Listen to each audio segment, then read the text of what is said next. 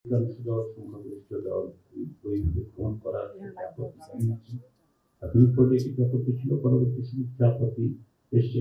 তারই পরিপ্রেক্ষিতে আমরা ভিন্ন একটা প্রস্তাব নিয়েছি। এটা নতুন কোনো প্রস্তাব নয়, সংশোধিত প্রস্তাব। আমরা চাচ্ছি যে প্রত্যেকে যেহেতু কাঠামোগত পরিবর্তনের দিকে আপনারা জোর দিচ্ছেন, আমরা সেই জায়গাগুলোতে আপনাদের সাথে থাকছি। সেটাই হচ্ছে আমাদের লক্ষ্য। আর দ্বিতীয় যে বিষয়টা, সেটা হচ্ছে সময়ের স্বল্পতার দিকে যেমন আমাদের বিবেচনা রাখতে হবে, তেমনি আমরা এখন জুলাই মাস, গত বছরের এই সময়টাতে আন্দোলনে ঝাঁপিয়ে পড়া তরুণ এবং নাগরিকদের স্মৃতির উদ্দেশ্যে বিভিন্ন রাজনৈতিক দলের কর্মসূচি অবশ্যই থাকবে। আপনারা সেগুলো নিয়ে ব্যস্ততার মধ্যে থাকবেন। তা সত্ত্বেও আপনাদের প্রতি অনুরোধ যে আমরা যেন যতটা বেশি সময় মিলিত হয়ে দ্রুত কাজগুলো শেষ করতে পারি, সেজন্য আপনাদের সহযোগিতা লাগবে। ক্ষেত্র বিশেষে আপনাদের কর্মসূচির একটু অসুবিধার সৃষ্টি করবে, তবু আমরা আশা করছি যে আপনারা সেক্ষেত্রে আমরা যাতে একত্রে বসতে পারি, যত বেশি সময় বসা যায়, কারণ সময়ের একটা স্বল্পতা আছে, তো সেগুলি আপনারা নিজে বিবেচনা করবেন। আমরা এই সপ্তাহে প্রাথমিকভাবে ভেবেছিলাম যে মাত্র এই আজকের পরে বাকি সময়টা আপনাদের সাংগঠনিক এবং অন্যান্য কাজ ব্যস্ততার জন্য এবং অনানুষ্ঠানিক কাজের জন্য, কিন্তু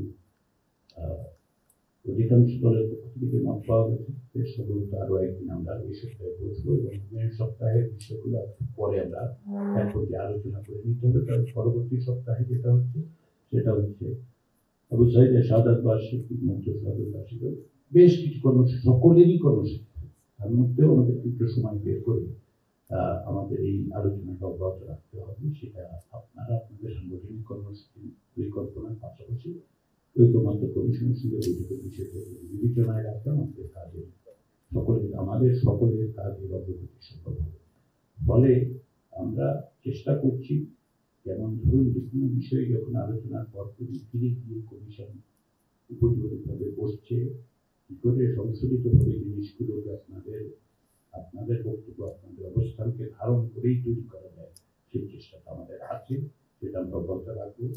এতে করে যাতে কোনো ভুল বোঝা বা বিভ্রান্তির সৃষ্টি না হয়, সেটা বলা যে আমাদের দিক থেকে চেষ্টাটা হচ্ছে আন্তরিক চেষ্টা, সর্বান্তকরণের চেষ্টা হচ্ছে আপনাদের বক্তব্য, আপনাদের আকাঙ্ক্ষার সাথে যাতে সামঞ্জস্য বিধান করা যায়।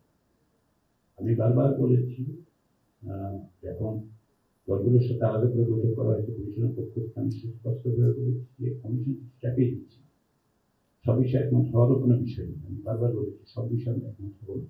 তার সবচেয়ে বড় উদাহরণ হচ্ছে যে প্রাথমিক পর্যায়ে যে 166টি, তার বাইরে এগুলোর ব্যাপারে সুনির্দিষ্টভাবে অধিকাংশ দল বলেছি যে রাখা যাবে না। একটা উদাহরণ দিই, মূলনীতির ক্ষেত্রে কৌতুবাদ নিয়ে সকলেরই আপত্তি ছিল, দ্বিতীয় সংশোধিত ভাষ্যে সেটা ছিল না। কিংবা ধরুন বাংলাদেশের অনুবাদ আমরা বলেছিলাম, সেটা গ্রহণযোগ্য হয়নি সকলের কাছে, বিভিন্ন বিবেচনা আমরা সেটা আলোচনায় আনছি।